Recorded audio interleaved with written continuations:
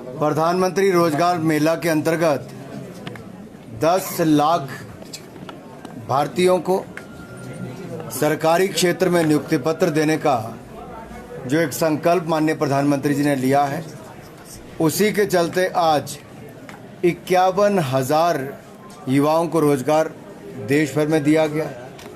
46 स्थानों पर इस कार्यक्रम का आयोजन किया गया और आज मैं हिमाचल प्रदेश की राजधानी शिमला में, जहां 700 लोगों को नियुक्ति हुई है, जिनमें से 600 पोस्टल डिपार्टमेंट से हैं और बाकी कोई बैंक में तो कोई CRI में, सेंट्रल रिसर्च इंस्टीट्यूट, इसमें है।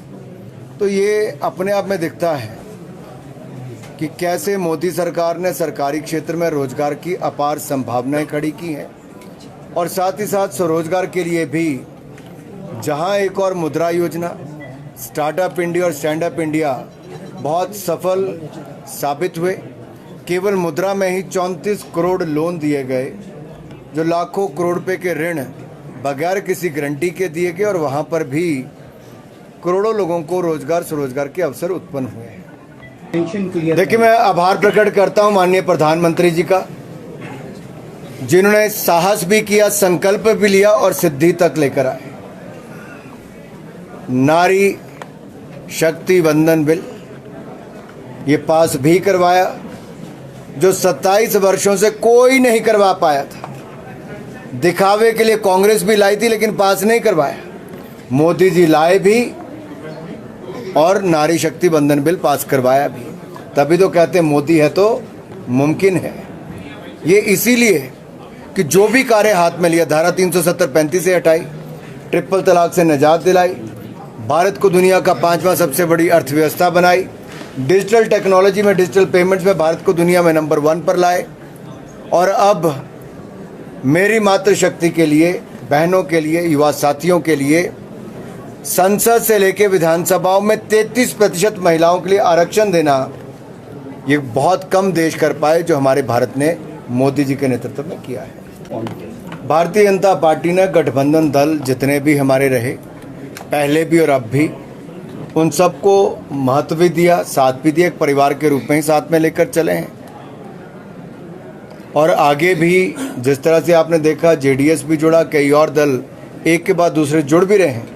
NDA का गठबंधन 2014 में भी मजबूत था, 2019 में भी, और दोनों बार पूर्ण बहुमत से सरकार बनाई और 24 में भी NDA की सरकार नरेंद्र मोदी जी के नेतृत्व में ही बनेगी। वो जनता को आंकलन करना है। मीडिया उनकी जो खामियां हैं उनको लगातार निकालती है।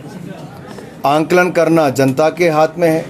मैं तो इतना ही कहूँगा, गारंटियाँ फेल होती दिख रही हैं। बड़ा स्पष्ट करता हूँ, श्रीमान राहुल गांधी जी, उनसे सवाल है मेरा, जब कांग्रेस वुमेन रिजर्वेशन बिल लाई थी, पहली बात, कांग्रेस पास क्यों नहीं करवा पाई?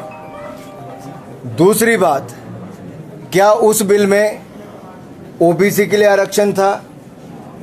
अगर तब नहीं था तो अब कहां से आ गया?